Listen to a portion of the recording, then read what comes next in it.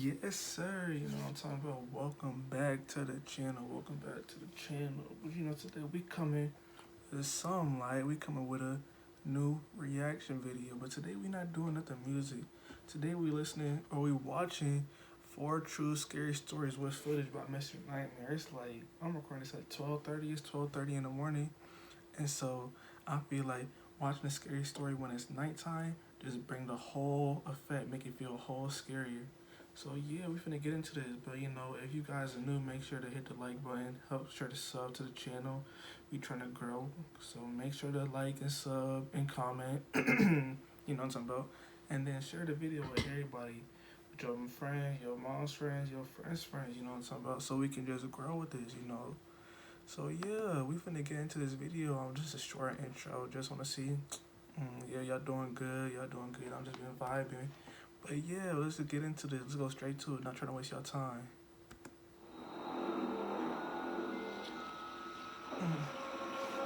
Let's get it popping. Let's get it popping. Watch it at night with me. So I ain't trying to get no scared or nothing. Let's go. It was January of 2016. My buddies and I live right next to a nature preserve and used to love to explore it. It was a weekend and we were looking for something to do. And being mischievous, we decided to go explore the storm drain that supplied water to the creek in the nature preserve. It had a barred barricade blocking entry into it, so we decided we'd throw some rocks in to see if the rocks made contact at any point so we could figure out the depth. However, we received something much more in return. After throwing a rock against the wall in the storm drain, a couple seconds passed, and we heard a terrifying thump or bang in return. Nah, bro. No grass. That's What the hell? Dusk was approaching, so we called it a day and watched back over the video we recorded of it. The next weekend, I gathered a few more buddies, and we decided we would unbolt the barricade to the drain and go inside. I got the barricade to fall down, and we made our entrance. It went in about 20 feet until it hit a dead end. However, there was a second branch of the drain to our left that we'd have to take a step up to get into. We proceeded in one by one, all five of us. At first, it was nothing but spider webs and mud. We traveled about 500 to 1,000 feet into the drain as it kept getting skinnier, and we had to duck to proceed. We were all frozen in our tracks as we heard the same exact thump we heard the weekend before. A scary and hard to describe sound. We had no signal and were beyond terrified at that point because we were all right next to each other and the noise had come from much further away.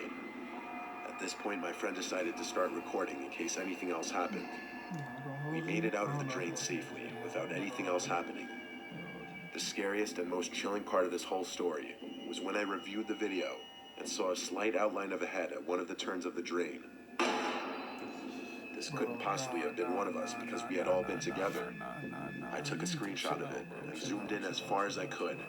And well, I was horrified. There in the frame was a demon-shaped looking head with glowing eyes and what appeared to be pointy ears.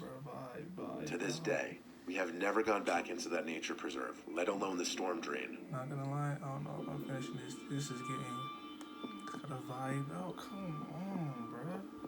Like, I think it's not no joke, bro. This is real life scary. It all started when a group of friends and I decided to start exploring abandoned warehouses due to the stories and myths surrounding them in our hometown, Laredo, Texas. The story surrounding the area of warehouses was that the buildings were haunted due to immigrant workers being worked and mistreated to death. The local news covered the death of many of the workers. Many of the deaths were also ignored by the authorities due to the illegal status of the workers. In the warehouse that we visited, the company was in charge of the maintenance of the railroad tracks as well as the disposing of hazardous material. In the video I recorded, the barrels filled with chemical wastes are seen spilled open. The warehouses are located in a part of town where there's nothing really around except for train tracks. The predominantly Hispanic culture of my city gave rise to the stories about railroad workers that had lost their lives in the area. We decided to explore the warehouse during the day and then during the night. On our daytime exploration, we found remains of what seemed to be remnants of satanic rituals because we found a chicken's foot and pentagrams drawn in permanent marker. We figured that was the work of local groups trying to communicate with the damned souls of the workers. We also spotted a makeshift couch or bed where the workers would sleep. The night we visited, We had the feeling we were being watched. We were actually also being followed and attacked by crows inside the building. Oh, no, man. ¿Qué son? Chill out, bro. Chill out, bro. While we were exploring that night, on several occasions, we spotted shadows and heard noises throughout the area. My stomach. As we delved deeper, we got the feeling that someone or something didn't want us in the warehouse. A creepy laugh can be heard in the video footage I captured, and that was our cue to get the hell out. Nada. I don't think there's no power. Oh my god. Did you hear that? Yeah. Let's just get out of here. Things only got weirder though, as the satanic drawings and the chicken foot were gone the next time we passed that spot, yet they were spotted only earlier that day. I'm completely convinced that someone or something was stalking us in that warehouse that night. I believe the lost souls of the workers, or a satanic group of people that frequented the place, were there that night with us, watching. As we walked out of the warehouse, we noticed that the crows were very on edge and tried to attack us, like I mentioned earlier. The events that happened that night still sometimes keep me up at night. Bro, this gonna keep me up at night right now, bro. What's going on, bro? This trying to make my I'm a freshman at the University of Nebraska-Lincoln. Some friends of mine came home from a hockey party after their game and asked me to come hang at their dorm. They brought some girls to the party that they knew from high school and happened to be in the city. They came back to the dorm to hang as well. One of the girls that came in was super friendly but very drunk. I didn't see her drink anything in the dorms. I left with my girlfriend at about 2 a.m. At around 3, I heard sirens and could see lights outside of my window. I figured it was just another kid that came home with alcohol poisoning. Then I heard the most gut-wrenching scream of my life. I walked out of my room and saw my friends from the dorm I had just left running down the hall wanting my help. I started running down the hall following them and saw blood on the floor and thought for sure someone had been stabbed. Then I saw 3 police officers and a paramedic team strapping the friendly girl down to a stretcher while she was screaming and thrashing. I went to ask my friends what happened, and they looked exhausted. They said her eyes rolled back into her head. She started growling and bleeding heavily from both nostrils. She attacked some of our friends, yanking their hair and biting them like an animal. This girl fought off 3 6-foot-tall, fairly muscular guys by herself. Keep in mind, this girl is probably 5'1", 110 pounds, and was possessing superhuman strength, all while screaming at the top of her lungs. The scariest part is when the RA came over to pray over the situation, as he's a devoted Christian, and she started screaming, "F God, F Jesus, the devil is coming for you all." At this point, my heart was sinking in pure fear of the situation, as was everyone else who was present. The emergency responders said they had never seen anything like this, even if she was possibly drugged at the party. I was able to capture a roughly 20-second video of her screaming in the dorms. You can't really see her as the paramedics are in the way, but if you listen closely towards the end of the video, you can hear her scream, "They're coming for you all, they're coming for you next." Last I heard, she woke up with no memory of the situation, but is in a very dark place at the moment. This is the video that was captured. Bro,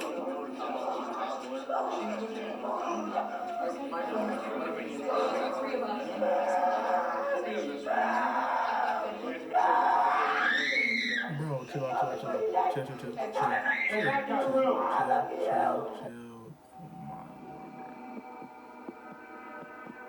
Oh, never again. Never doing this ever again.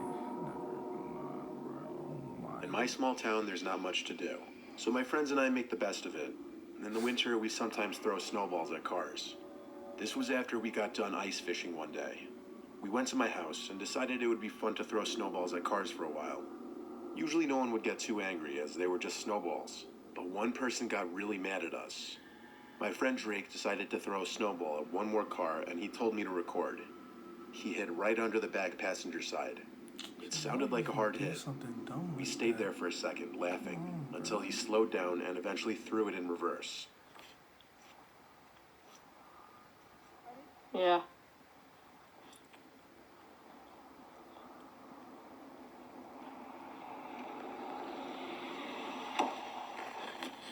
Why would you do something so dumb, bro?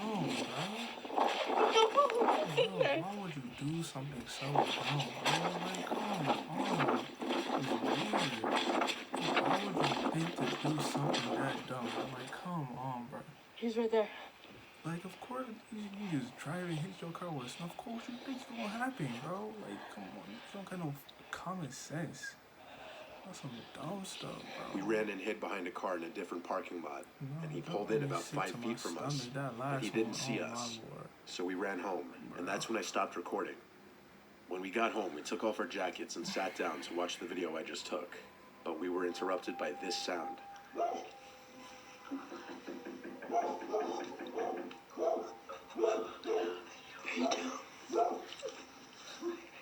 I froze in my seat. Then again. I didn't think this guy would find us, but still I turned off the lights. My dogs went crazy.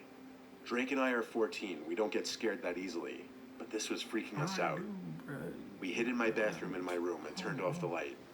We actually laughed, thinking he would leave in a couple minutes. Our friends thought we were joking, so we took videos of him still pounding on the door. Our friends thought it was funny and karma, but we didn't find it amusing anymore. We thought we were in danger because he wouldn't leave. So I called my mom, who was at the Walmart about 10 minutes away. She sounded more like she was angry at us for throwing snowballs at cars than concerned that someone was banging on the door. She said she would call one of the neighbors to come scare him off. Then she hung up. It felt like an eternity before he stopped banging on the front door. But only a couple minutes passed, and then the banging sounds came from a different door. Then it hit me that I didn't lock that door, and he could easily come in. Then I got a disturbing call from my mom, telling me one of the neighbors said she could see a deranged-looking man, possibly drugged out, looking through my room's window and the front door window. We sat there for as long as we could, and decided to make a plan to get the .410 shotgun in my mom's room, load it, and then make a break for it. But when we entered my mom's room to look for the gun, we saw his face at the window. His hairy, withered-looking face, and we screamed and ran. Drake had the idea to blast a police siren sound on my speaker in my room, so we ran to set the speaker up. While doing so, we heard the back door open, the one which was left unlocked. Drake managed to get the siren sound effect to play on my speaker, and that apparently worked, as we heard him leave through the same door he entered. Moments later, one of the neighbors, Paul, rang the doorbell. I let him inside, and he stayed with us and waited for the cops and my mom to get there.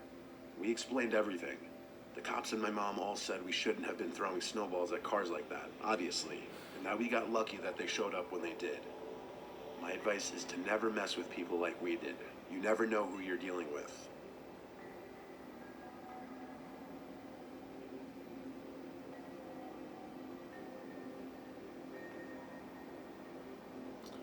Bruh, so why would you, like, this last story, this was just stupid. Why would you even put yourself in a position where you could even get like that, bruh? You knocking on your door in the middle of, bro, nah, bruh, that junk, never again.